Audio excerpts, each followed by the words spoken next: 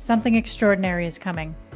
My memoir, The Hospitality Leader's Roadmap, Move from Ordinary to Extraordinary, launches on October 15th on Amazon.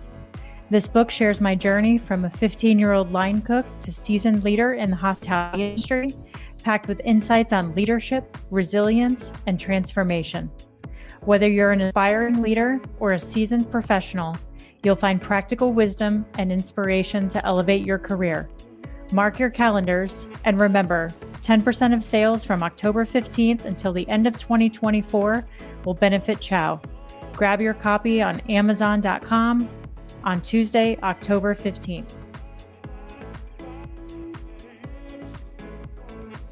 Do you know how to spot the next leader on your team? Daniel Frazier does, and today he's going to tell us how. Daniel Frazier started at the Pharmacy Burger in Nashville, Tennessee in 2014 as a host. Over the years, he's held various roles, including server, lead server, assistant general manager, beverage director, and bar manager. In July of 2021, he was promoted to general manager, and by July of 2022, he became the director of operations for all 3 pharmacy locations. Daniel is passionate about creating a welcoming and vibrant atmosphere for both staff and guests. I want people to feel the pure electric energy and excitement I feel on warm evenings in the beer garden, he says. His dedication to cultivating a positive environment is evident in every aspect of the restaurant as well as Daniel's leadership.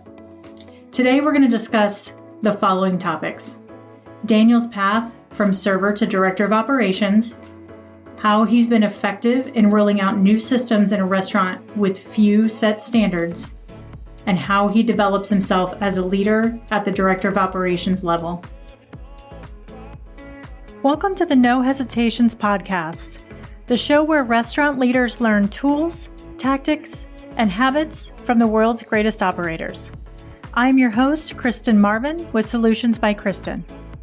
I've spent the last 2 decades in the restaurant industry and now partner with restaurant owners to develop their leaders and scale their businesses without wasting time and energy so they can achieve work-life balance and make more money. You can now engage with me on the show and share topics you'd like to hear about, leadership lessons you want to learn, and any feedback that you have. Simply click the link at the top of the show notes, and I'll give you a shout out on a future episode. Thanks so much for listening, and I look forward to connecting. Daniel, thank you so much for being here, my friend. Cannot wait to share your story with the listeners today. This is going to be an absolute blast. Coming to us from Nashville today. What's going on in Nashville? Yeah, so we're having a really nice summer season. So I run 2 locations in the Nashville area called the Pharmacy. One's the Pharmacy Burger Parlor and Beer Garden, which is a full service restaurant in East Nashville. And the other is 2 stalls that are really one business in the Assembly Food Hall at the 5th and Broad Development downtown, right off of Broadway.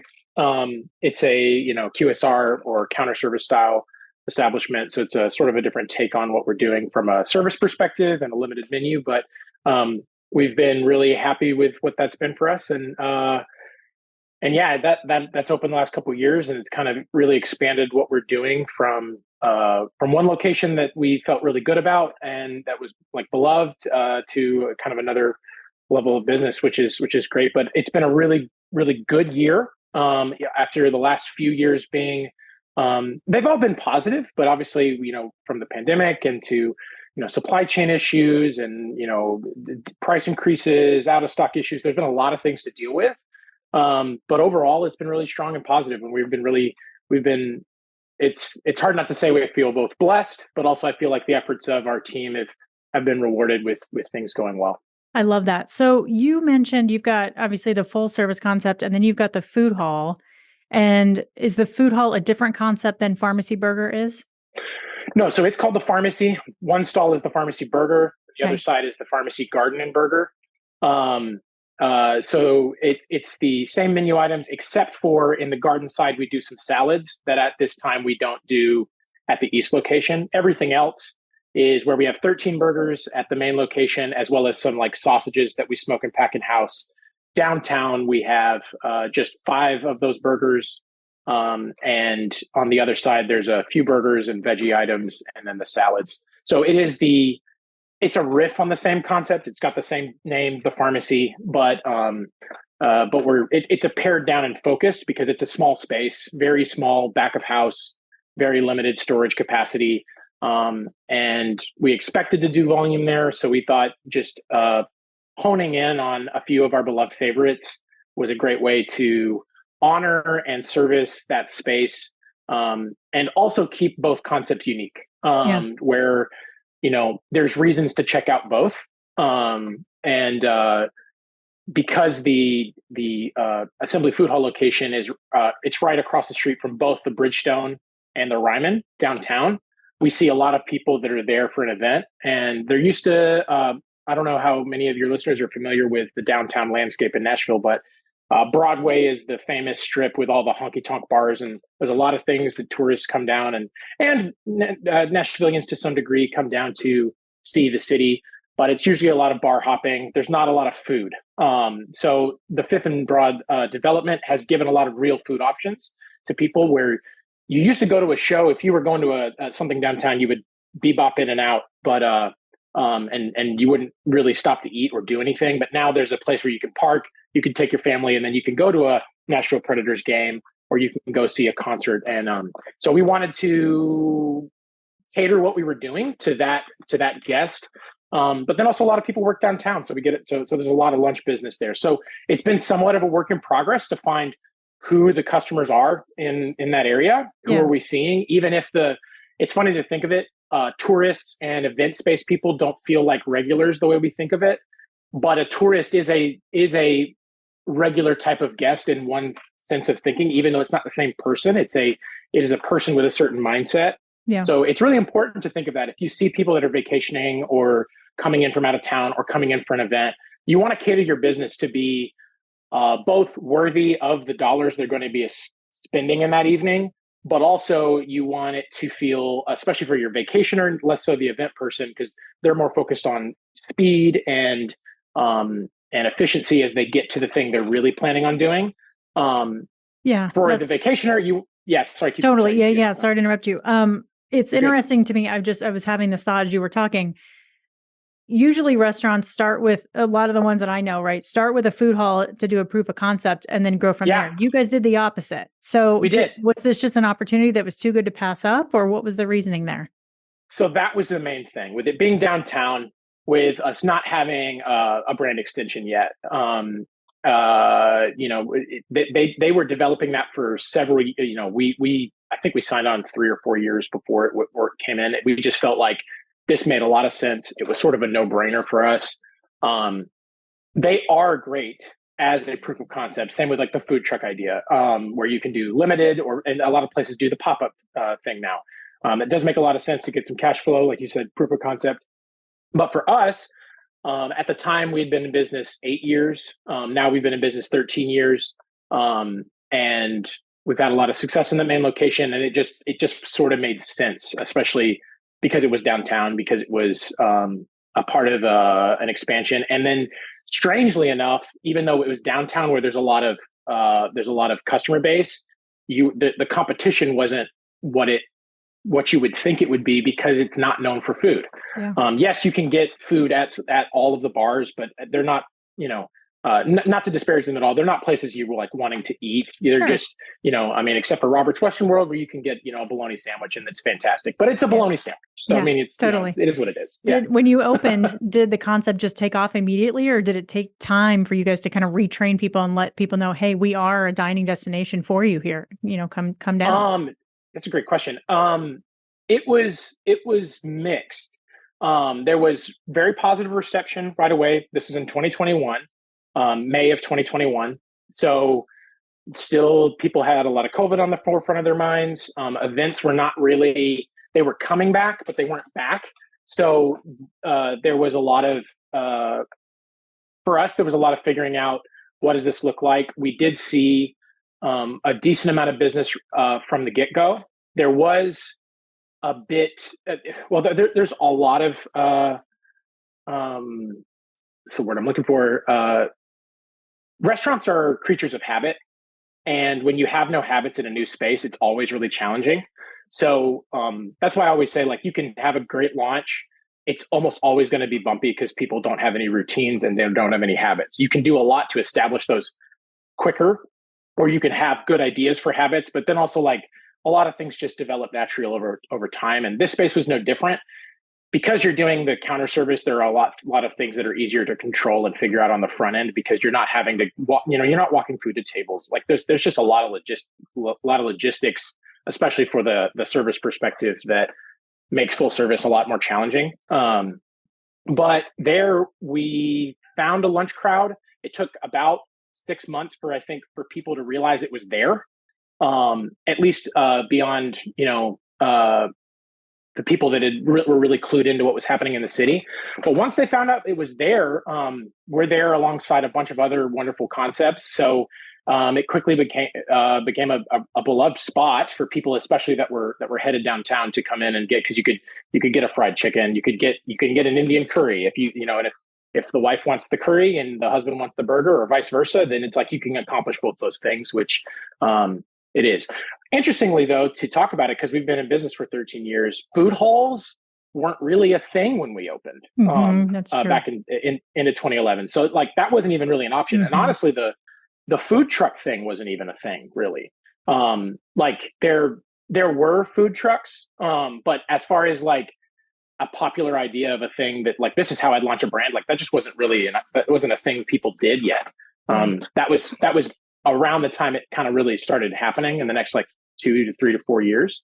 At least in the Nashville area. It may have been different out in, like, the West Coast, which I'm guessing it probably was. Obviously, the food carts thing has been going on in New York for forever, it seems like. But for sure. but for us, that's awesome. So take us back to 2014. So you got hired as a host at Pharmacy Burger, and you've been there ever since. We're going to go on this journey together of your development over these years, but walk us through, what was it about Pharmacy Burger that made you want to work there? Well, I've lived in East Nashville area since 2010. So Pharmacy opened shortly after that. And at the time I was working at a Kohl's. I was playing in bands, playing music. I have a degree in music production. So, like, that was kind of my world. And I had a buddy that was working at the pharmacy. We had been excited it had opened in the neighborhood. I lived really close by. And I actually used to eat there, like, twice a week, at least, when it first opened in that first year. And then it became a place we would frequent regularly. And then my buddy started to work there. So it was a place I was fond of for multiple different reasons. And then because I was doing the music thing, I was like, I need a way to make some, faster cash than doing the retail thing. Because being a supervisor to retail is in a retail position is not a lot of fun. And it's not lucrative, typically speaking. Yeah. So started doing that and just quickly fell in love with restaurant life. And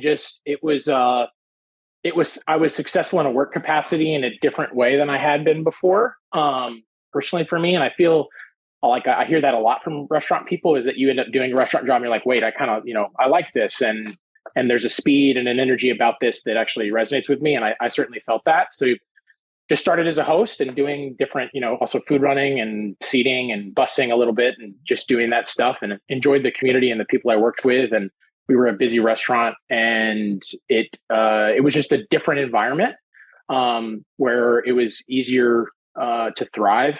Did that for about a year, and then got trained up to serve. My buddy that got me hired there was or vouched for me to get me hired, was the lead server at the time. And at that point, the way they did it, we had a pretty small management team, and he was making the server schedule.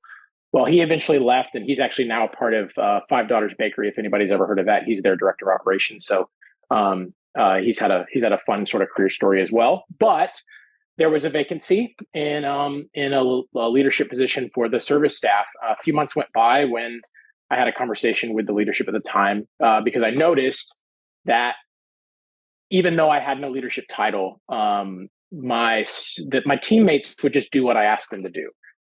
So, like, if we were closing down, if we divided up side work. Can you tell everybody what the secret to that is, please?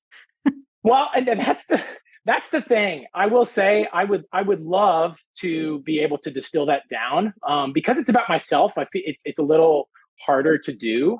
But I have noticed that sort of innate leadership qualities are something that if you see that in your restaurant or in your business, you need to cherish those and develop those as much as you can, because some people have them and some people don't. Yeah. That being said, totally. What do you think it was that made people do what you asked them to do? I think, and trying to talk about this honestly without being also just super self-aggrandizing, I think it was because I'm hardworking and I'm honest, and I'm pretty fair. And then beyond that, I think I'm pretty fun to be around. So we've all had hardworking people that were terrible to be around, or just like a bore, or just like, whoa, man, they're just always so glum and down. You've also had people that were really fun to be around that also you can't really trust them to get the job done. Nobody likes working with people that you can't depend on, at least once you're actually working. And I think for myself, I've always tried to be just honest and fair and hardworking. And so I think when I, in confidence, just said, hey, why don't you do this, and this, and then, I'll ask James to take this out and this and that and the other. One, as long as what you're doing is actually fair and feels good, people can pretty easily sense that what he's asking me to do makes sense. What he's asking them to do makes sense. And they can just like quickly turn that on in their brains and go, okay, this is great. And I'll just do that. And when you cultivate a certain, I say cultivate a persona, which is not the way I think about the way I do things. But when you have a persona that's you've got an infectious personality, you're enjoyable to be around, it makes it pretty easy for people to be like, yeah, I'll do that. And I just I noticed that the management team at the time noticed that, and they were like, we had a conversation, was like, can we put a title on this? Because I think I'm already doing the thing that we need done.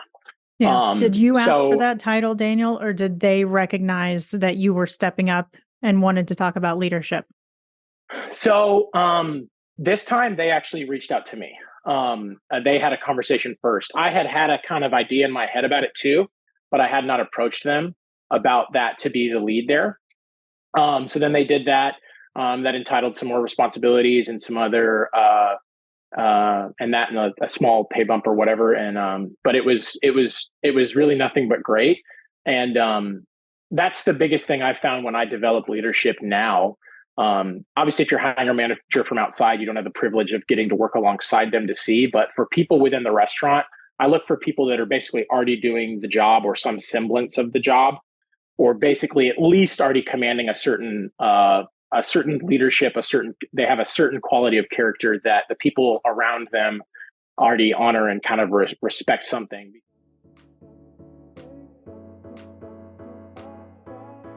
Before we jump back into today's episode, let's shine a light on a pressing issue in the restaurant industry: employee retention. If you're grappling with the challenges of keeping a solid team together, you're not alone. I would like to extend an invitation for a quick 15-minute discovery call to discuss your specific situation and explore strategies to boost restaurant retention. Your team is the heart of your business, and retaining great talent is crucial for your mental and physical health, as well as the health of your business.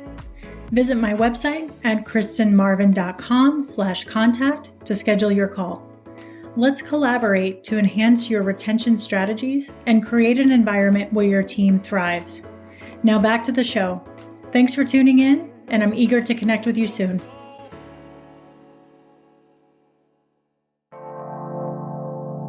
Howdy, listener. Are you also a podcaster seeking to stand out in the crowded audio landscape? I'm here to help. L. Connor Voice, LLC offers top-tier audio engineering, meticulous content management, and more, all tailored to save you time and elevate your podcast to new heights of professionalism. With L. Connor Voice, you can focus on what you do best, creating captivating content, while I handle the rest. Say goodbye to hours spent tweaking audio levels and managing uploads. I ensure your podcast shines with polished sound quality and seamless delivery. Ready to take your podcast to the next level? Contact L. Connor Voice, LLC today and make producing your podcast as easy as hitting record. For more information, go to lconnorvoice.com. Links are in the episode notes. We like to believe that people can be developed, of course, but you can't give a title to someone that can't walk with the accountability that it takes to be a leadership, and it doesn't come up out of nowhere. It kind of has to be there in some capacity to begin with. Yeah. Same way that. Yeah. What are some of those? Speak to some of those qualities of characteristics that you look for. Yeah. So the big one is both honesty and follow through. You have to do what you say and follow through on the things you say you're going to do. And then if there is a situation where that doesn't happen, there really needs to be an understandable and good reason that it didn't happen. And that the person you're going to communicate it to is like, oh, that actually makes sense why XYZ this didn't happen. If it's just a failing, then you just got to own up to it. So some of it is hard to define. It's just sometimes it's like we all know the person that walks in the room, and there's just a magnetic personality energy to it. I need to think a lot more about defining it, but you can just feel it on someone. And I often tell people that trust your instincts there. Look at who they are, but like you can feel it somewhat in an interview. Obviously, people are putting their best foot forward, but in an interview, but definitely when you're working with someone, you should be able to feel and see that that they are. But the other one, a big one, is that you want to hear basically almost universally that when people see their name on a roster, people are excited to work with them. That's a really good sign. Obviously, in actual leadership, not a team member situation, that could be a bad sign. If people love working with one manager, it might be because they don't ever enforce the rules. But usually, if you've got a great team, a beloved manager who's also fair, people don't mind doing that. People actually people like a certain level of rule following and like to know that there's a structure because they know it'll be the same for them as it will be for everyone else, and then it makes it easy to do well. So. Yeah. But I don't know if that was enough for that, because it's a hard quality for me to define. But but I think you can feel it and you can see it, and it's a certain respect and honor for what people are doing, and also some of it is also just competence, where when people can see that someone is good at something, and then also that being good at something, that skill translates into helping and supporting others. Because some people especially if you're just talking about like a service team, some people are good servers, but all they can focus on is what's exactly in front of them. While some people also have a bigger picture, like they're good at taking care of their guests, but they're also making sure the team is supported. They're also, and they don't mind just working hard. I guess the other thing I'd say is it's really important to find people that doing a good job just matters to them, whether they're in private or in front of others. There is not a lot of needing to please others. These people are often kind of hard to find, but it's worth their weight in gold if you find someone that, like, if you tell them to count money, they will do it whether no one's around. And even if they have opportunity to be a thief, they just don't want to be. It just matters to them not to be.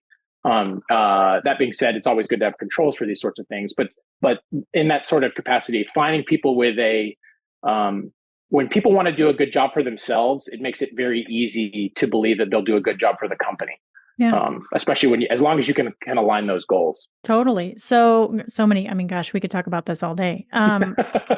Let's dive deeper into your transition into leadership within the same team. How did that, once you got that title, how did that go for you?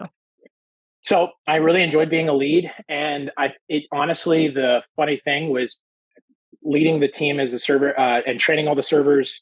I found it really easy because I was basically already doing it.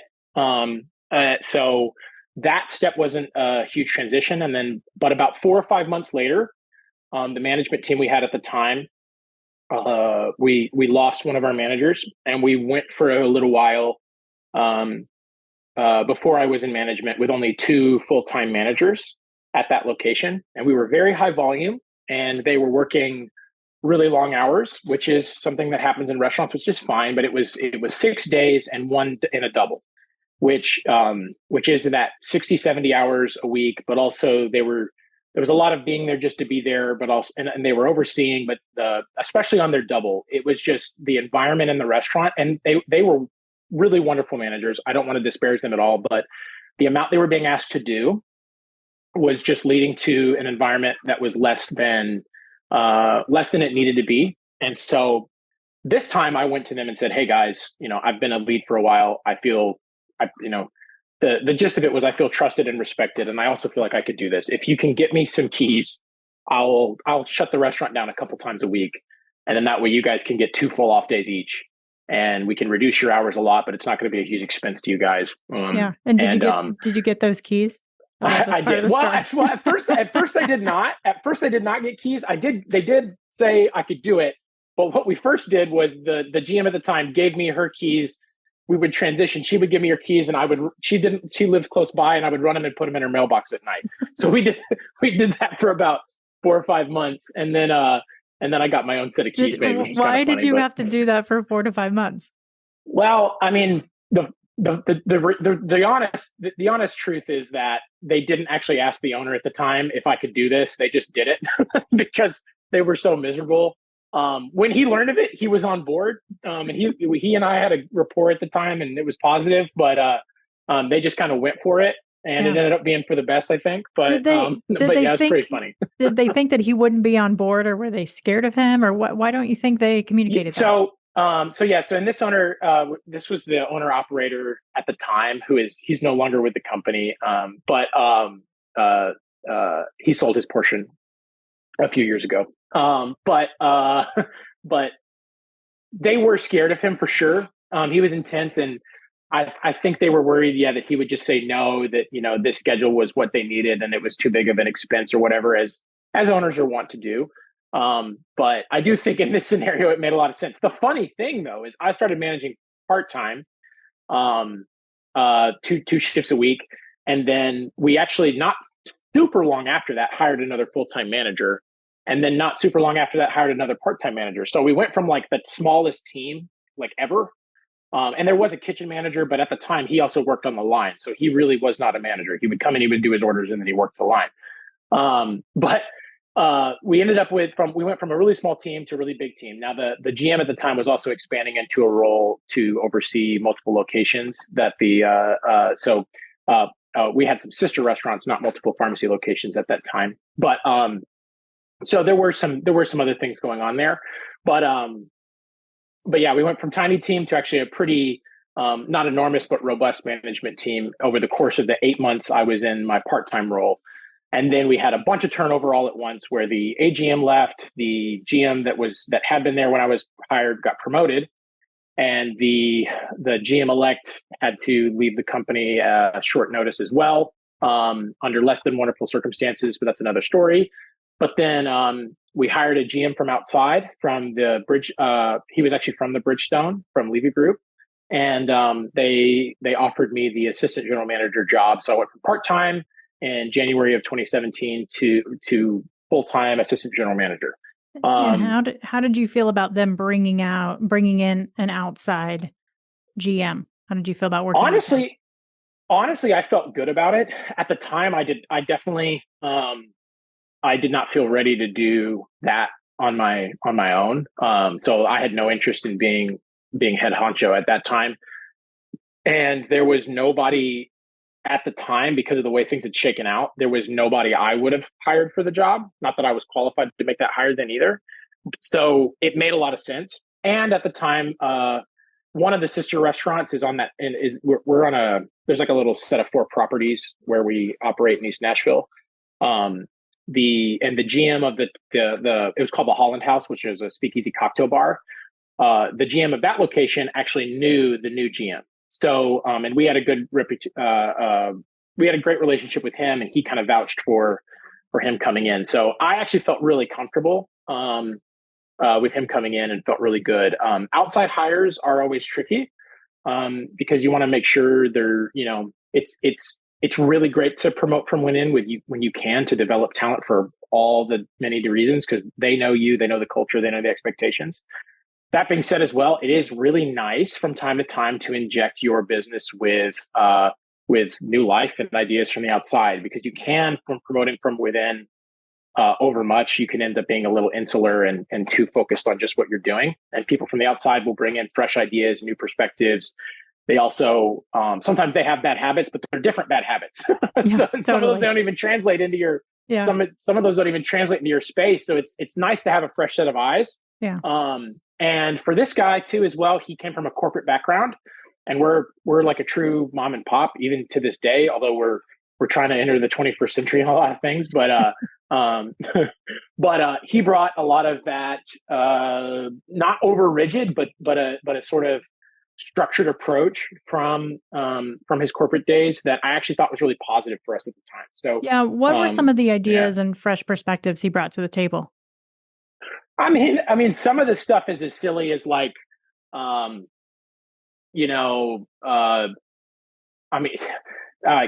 some of it is, it's almost embarrassing to say, but it's one okay. Like, employees shouldn't drink on the clock is one of them. I mean, that was like a big one. And that was a big fight for us with the staff. But bam, there was one, there was also like, people should be on time. And yes, we would do that. But there was a lot of just little like, hey, we should actually have a certain relatively easy to follow set of standards and do that. And then, we ended up changing POS systems, switching from Aloha to Toast, although that was a process of a few years. But there was a lot of, when he came aboard, we didn't really do an inventory. So he was like, we need to do an inventory. So like, there's a lot of things there. The great thing for me, as far as my career, was I got to develop most of this stuff with him or do a lot of the work myself, where he would do it and he'd be like, this is what I've done in my career. We would kind of find something there. And so I've implemented several inventory systems because, some of them weren't a fit and we changed and figured it out. But I got to get a lot of hands-on experience in actually implementing and developing some of this stuff, which is great, but also with someone who had done it at several different businesses in his career. So, because like creating stuff from scratch is actually a great way to do something really poorly. It's really great to just say like, hey, these people do this really well. Just do what they do, and then just mold it to make sense for what you do. Totally. There's no original ideas. I think. No, there's not. And honestly, people have usually, they've troubleshot it so much for you. Totally. Listen to what they're doing. Yeah. It works for a reason, right? I'm curious how the staff reacted to all these changes. Did you two kind of get together and have a plan and say, this is how we're going to roll this stuff out? Or did everybody leave? What was the impact? Well, no, we actually did not. So it's actually sort of yes and no, now that I'm saying that. Most of it was really positive. We did hire some new people. Some of them were people that he had relationships with in his previous jobs. That actually mostly went well, but there was definitely tension from the staff. Anytime you bring in your folks, he's bringing in his own people and he's going to clean house. Well, we never did that. But people always talk and they just assume. But also anytime there's major change, people just assume that you're going to clean house. They'll just start saying out of nowhere. You've not said anything about it, but they're just like, oh, they're going to clean house and change everything. And it's like, no. And you basically just have to wait it out. But I've also found it's just best to not even talk about it for the most part, because you just don't want to fan the flames. And there's actually sometimes even denying something like that actually makes people think it even more. So it's just best to just roll. They're going to be weird for 2 or 3 weeks and then just move on. But there's a lot of things in business that are like that, where, especially when it's just rumors and rumblings of something that's not all that important, just keep moving with your day to day, and people will learn that you're going to be fine. Obviously, there are more serious issues that just actually have to be handled when there's actually a problem. When there's not a problem, it's just best to make it make sense. But as far as that, so we implemented a lot of these changes, but to his credit, we implemented most of them pretty slowly. And the way it's kind of funny because you think about this stuff, but we think about the frog metaphor of how you can boil a frog if you slowly raise the temp, but if you throw him in a pot, he'll jump out.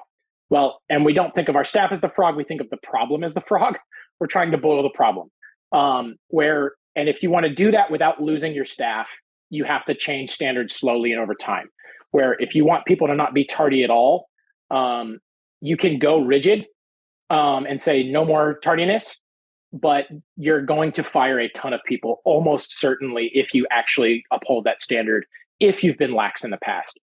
But if you actually want to increase people's there, you just have to decide, I'm going to have hundreds of conversations about people not being late and do communications over and over again. But if you don't want to lose a bunch of staff and you want to maintain the people you have, you just have to increase standards slowly and surely over time, and usually in stages, and often over the course of several months. It can go quicker than that, but it's, hey, you've been late. Hey, you've been late. Oh, that, and then you may lose somebody. There may be someone who is just so egregiously not respecting the new standards that you just have to move on from them. But instead of, honestly, if you have a huge swath of people that are tardy regularly or missing shifts regularly, and to the point where if you did let them go, you would have a hard time staffing your restaurant, especially if it all happened all at once. The best way to do it is just to communicate slowly and surely over time.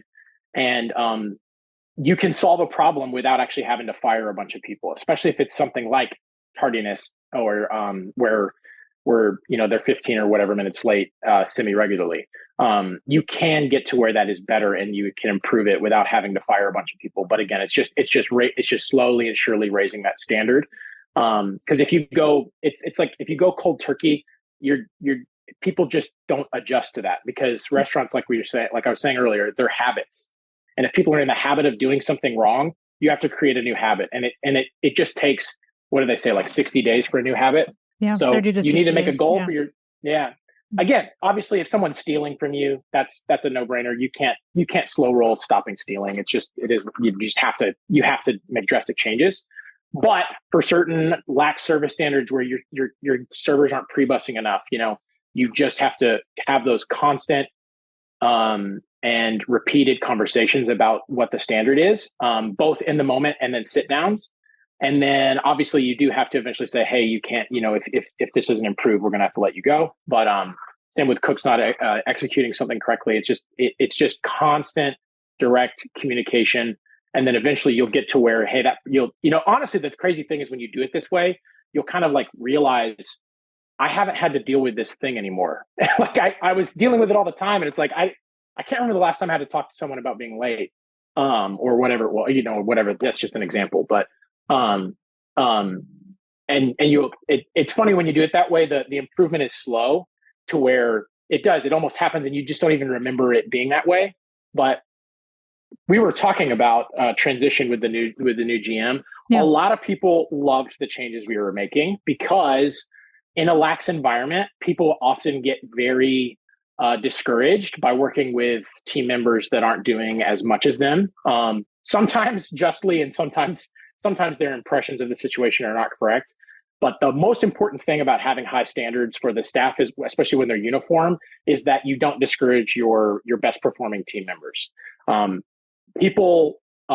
Burnout is mostly a mentality. Yes, you can be overworked and overtired, but burnout is because you feel like you're putting more in than you're getting back from either the company or your team members. And that, you're constantly, filling up and doing the side duties for the rest of the team. And you see other people just like having sidebar conversations all the time. Those things just nag on you.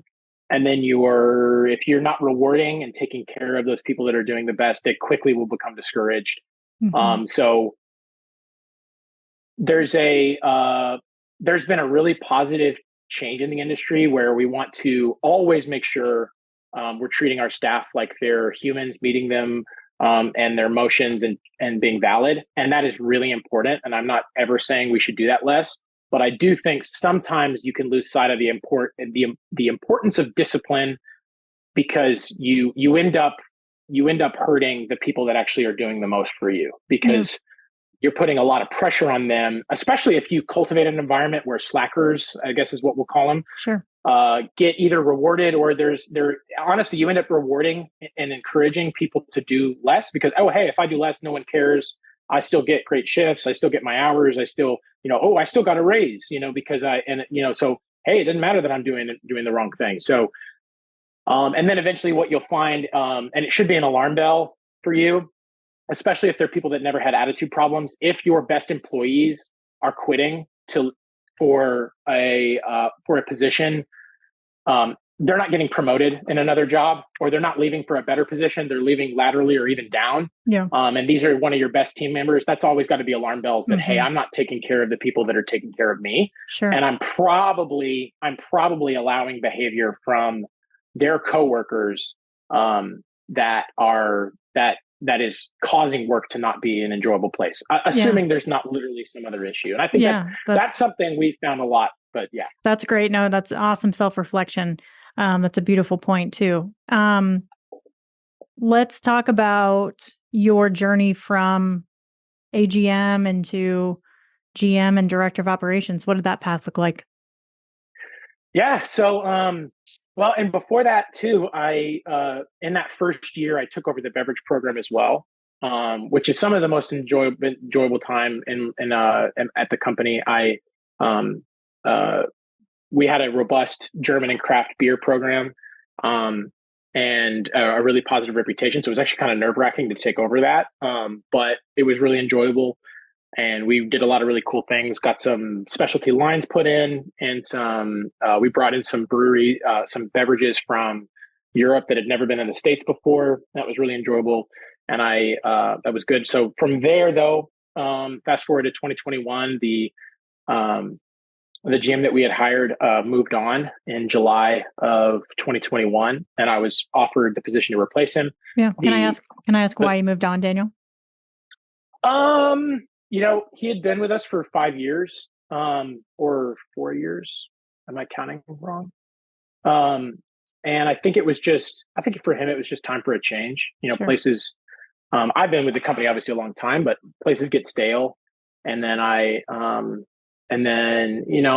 think, I don't want to say too much, but I don't know if he and the rest of leadership saw eye to eye on some things maybe, and then it was just time to make a change, I think. So we had also just opened the downtown location.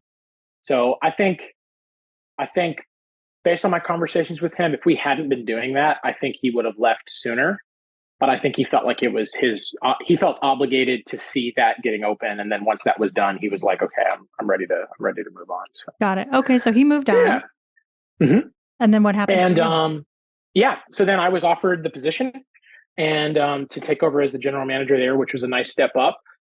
We had some discussions about running everything, but with me coming from the assistant general manager's role, I felt comfortable making that full step up. But we had a conversation, and we decided, hey, let's have you focus on East, and you can, because we're the larger of the two locations, we can help and support the other, but let's keep that focus there. And I felt good about that at the time as well. And so that first year went really well. We were still, so during the COVID years, we had switched to also a kind of counter service order, get a number model at East Nashville. And so in May of 2021, we had just switched back to full service, which was actually really challenging. And so 6 weeks into doing that, I got promoted, which was great. But those first 4 or 5 months were really, really challenging as we reestablished habits, sought to hire new people. We were never super hurt by the hiring crisis, but finding great employees, we could always find people, but finding like really excellent people was always a challenge. And then we also were dealing with a lot of call outs. That was something I heard from other people, that like the call out number spiked. Some of that was because people were ill from time to time, but there were just other reasons. And we've got that down now, but for in 2021 and 2022, it was just kind of insane, but it was also like, it was another thing that we felt like on a certain level, we just had to deal with it until we could find people that were accountable, because it was like, it's better to have them half the week than none of the week. Obviously half is overstating it, but it was, sure. You kind of sometimes have to make those calls. All that being said, that I did that for a year as the GM, and I felt like we really got back to doing what we were best at. It took a while, but we kind of got back into a great pattern and doing really well. And then we had a GM for the food hall location for the year I was GM at East, and then the owner asked me to oversee everything. I would still be the GM at East, but oversee all the locations, which was a great next step, and kind of and it was really kind of wonderful timing the way everything went for me personally, and I think also for the company. And so I went from I helped get open the downtown location, but then I didn't really have to do anything directly with them for about a year, other than, be a sounding board and help. And we did have some employees going back and forth a little bit. So there was some stuff to deal with there, but then, got involved with that and took over that. And then we opened the airport location in January 2023, which is a co-production with a specialist in airport concessions. So don't have to directly oversee, but it was a lot of work to get that off the ground and set up. And then it was a bunch of work still the first 6 months while again, we got to where they were representing us correctly. And now it's in a really good place and kind of goes on autopilot. But yeah, that was that few years. But going multi-location as far as managing was, it is really challenging. Most of the challenges are fun. But it's always a challenge to be more efficient, to be better. You have to communicate really well. You have to be able to also communicate via proxy a lot, either by, hey, you telling someone to tell someone. Also, you got to get really good at email. So if you're not good at email, multi-locations maybe not for you, but that's why it's always good. Yeah. That's so true, Daniel. And I totally can relate to this, making that move from GM to regional in my case, or director of operations. But what was the biggest challenge for you moving from GM into this director of operations role where you were overseeing all these different concepts, different but similar concepts? That's a great question. I'm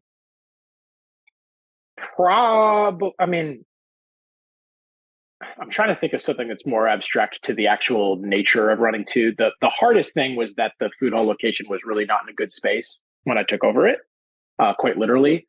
And that took a while, and we did several different things. It got better over time, but also I tried to operate in a similar way that my predecessor at the East location did, where we changed the standards steadily, but I didn't want to clean house. There's part of me that kind of wishes I had, because I would have actually it probably would have saved me some headaches. But I just don't ever feel good about just coming in and wiping the slate clean and then bringing in all new people. But also I just like to give people the chance to do better. And I like to believe that people with coaching and direction can improve, and sometimes they do. So and honestly, it feels like more often than not they don't. But the success story of the one person that sticks with you and actually changes who they are, it's worth 10 people that don't. It really is. Yeah. It's just so satisfying and rewarding. And it's great for your business. It's great, practically speaking. So I even though it's sometimes, I often say this, I often wish I was a lot meaner than I was, because I feel like I make problems for myself by being nice sometimes. But I don't love the way that sounds, kind of, but it just sometimes ends up being that way. But I try to work with people, try to communicate, and that was a challenge because we had gotten to a place where there weren't good habits at the food hall location. There wasn't a lot of accountability from either leadership or the team.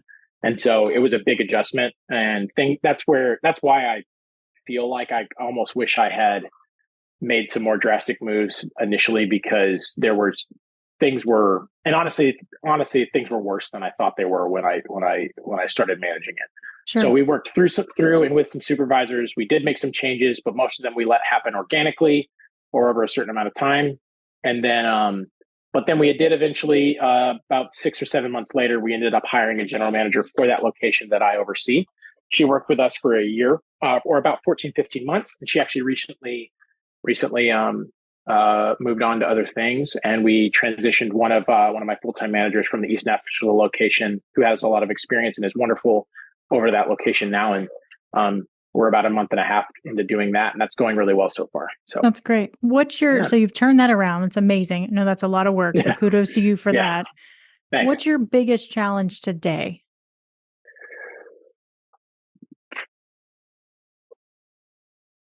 It's a great question. And the kind of thing so for us, one of the things I've been thinking a lot about is, as an established brand, people, well, here, I'll back up a little bit. There's a lot of people that are familiar with us from either downtown or east, especially east. There are a lot of new people in the city that haven't. And when you serve as many burgers as we do, there will be people that have come in and not had a great experience, or there will be people that tried you, but you were really busy and they had to wait an hour, or they used to come 4 or 5 times a year. And but they live outside the city, and there's tons of new restaurants opening. So, hey, they just don't get outside of their neighborhood anymore. When, 10 years ago, there wasn't anything in their neighborhood that they wanted to eat. So for us, it's getting back in front of people's faces, making them remember us.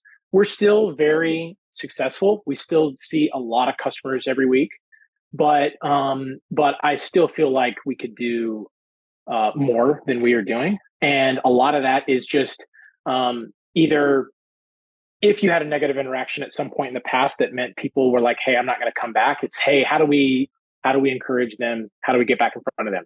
But it's more than that. It's really because we were so busy. We've installed a lot of new technology, from using Toast, from using Talk for, waitlist and some limited reservations, and a few other features to make sure people can get in and out quickly, because that was just what I heard so often, was like, oh, I love the pharmacy, I never go, it's too busy. And being too busy can end up being a curse, because then it's like, obviously, while you're really busy, it's great, but then eventually there's sort of a market equilibrium where people are like, well, I'm just going to go somewhere else because I don't want to wait however long, which I totally understand. Totally. And that puts a lot of pressure on making sure that the experience is totally worth the wait, right? Yes. Because then you can actually have a totally fine, totally wonderful experience for someone. But because they sat for an hour, one, they were too hungry by the time they ate. So then they're just in a bad mood. It's actually something we don't deal with this quite as often, but I used to have to tell our servers, guys, your customers are not bad people. They are just hungry. They're hangry. They're hangry. They are hangry. Yeah. And they'll say, yeah, sometimes you literally get the food on them and it's like their personality flips. It's like crazy. It's so true. Yeah. I've definitely experienced that a lot in my career too. I love it. It's pretty funny, but it's like, please just treat them with respect and dignity. I know they like, and they do for the most part, but it's like, sure, people are being like, whoa, your like energy is insane. Yeah. But it's especially bad. And it's when usually it's a family, and it's like either mom or dad was like, I really want to eat there, but the other one was like, really? And then they're like, and we have to wait. What is going on? And then that party member of the group is always like, but then once they eat, they're usually fine. Yeah. But until then, yeah. But all that being said, so we've been working with a PR team and a few other things and doing some different levels of marketing, which we hadn't done in the past. We still get a lot from word of mouth because we have a really great reputation. But the thing we've talked about a lot is that maybe you did used to eat with us once a month, and you live, outside the city in Franklin or whatever, which is a city outside, not far, but outside of Nashville. You're probably not going to come back once a month and make that drive like you used to, just the way the environment is. But we just want to see people at least come see us twice a year. When you're doing something, drive up. And if we can get back being open for almost 14 years, if we can get more people just, hey, we're a destination spot, even for people in the region, not just from out of town. If you'll just come back and see us every once in a while, that's all we want. And we would love that. We have a large base. So come, we've put a lot of effort into making sure what we're doing is really special for guests, while also being pretty affordable. Our prices have gone up like a lot of people's, but we've really worked hard to have them capped where our a burger and fries and our portions are very generous at $12. So it's like, hey, I look at a lot of burger menus and the burger is $15, $16 with a side. Yeah. So again, that's, we're always investigating what makes sense, and the prices are always fluctuating. So we're always looking at that. So, but that's something where we want to be a great value, but we also want to offer a great experience. So it's that's what everybody wants to do. But for us, we have about 400 seats when it's when the weather's nice. So we're not a small establishment. So But all that being said, that's probably the biggest challenge, because downsizing is never fun. Even if you find a very healthy equilibrium for your business, the goal is always to grow. Yeah. And as a company, we have done that between the two locations. We're doing very healthy, but hey, it's like,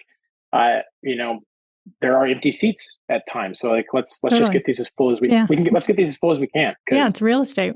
That's great. I love that. Absolutely. I love that Absolutely. and you guys do so many fun marketing things. I mean, for anybody listening, go check out their website. Some of the events and just the marketing that you're doing around the drive-through series and honoring your community is just beautiful. And I definitely want to have you back so we can talk about that, because you guys that'd be are awesome. Yeah. super creative and innovative. thank And you. I love that. I know we're getting close here, to wrapping up. So I'd love to ask you, how are you developing yourself as a leader in your director of operations position? Wow, that is another great question. One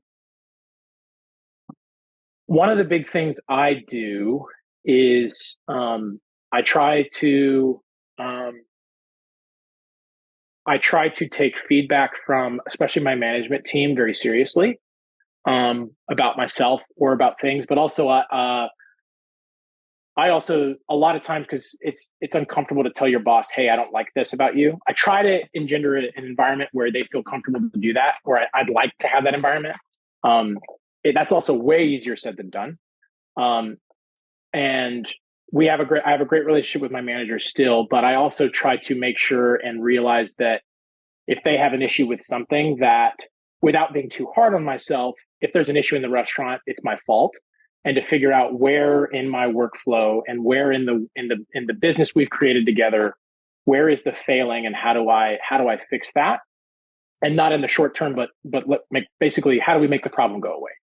Fixing something in the short term is usually very easy. Fixing it forever is usually a little harder. So I try to be very honest and self-reflective about what I'm doing there. By listening to the feedback and then figuring out ways to both support them and do that. So that's kind of step one as far as literally the restaurant. Outside of there, one of the things that's funny that I've done a lot of is I do quite a bit of meditating, and then I also really enjoy taking long walks as I have time to do them, and I've just found those are really important for my mental state. I know meditation has grown in popularity, but I've found some practices that are rewarding and valuable to me. And I've also found that I couldn't probably point to some specific instances, but a lot of times if I can kind of clear my head either on a walk or clear my head in a meditative state, I'm able to, a lot of time the solution to a problem will just kind of become obvious. But it's usually by not trying to actually fix it. It's usually trying to get away from it just enough to let things kind of reveal themselves. And then also from there, I've also tried to get back into some things I love, because I was really swamped with work for a long time. And then you watch football or whatever when you have time, and which is great. Or you just kind of casually relax and watch shows. I've tried to do a little bit more in the hobby thing, because I've also found that having something outside of work that actually matters, that you can fit in, it actually makes it easier to get back and work and invest in it. And that's how I've been able to stave off some feelings of burnout that I've had at times or whatever, Yeah. So that was kind of long-winded, but I would just encourage anyone feeling that, find a few things you can invest in. I can highly recommend both meditating and walking, but also everyone's different. Find some things that can de-stress, clear your mind, and hopefully help you kind of reveal what you should do in a situation. So yeah, I love it. I'm huge advocates for all of those things around awesome. setting boundaries and burnout and meditation and spending time outside in nature. Exactly what you said, create space for you mentally so that problems can come into your mind. The solutions naturally flow in and your intuition starts to build, which just makes everything better in your life. So Daniel, you're amazing. I know just in having the conversations with you, you care so much about people and creating a really positive experience and environment for your guests and your team. And that just so radiates from you and just who you are and your persona. So I really appreciate that. Thank you. Yeah, absolutely. Thank you for being here. Anybody that's listening, please go check out Pharmacy Burger. It's just an incredible story. The story behind the name's great. There's just so much more we could talk about today, but we'll bring Daniel back another time. Go check out Pharmacy Burger on Instagram at The Pharmacy Nashville and on Facebook as well. And that's going to do it for us this week. Please be sure to share this show with any leaders that you know in the restaurant industry that could benefit. Thanks so much for listening. We'll talk to you next week.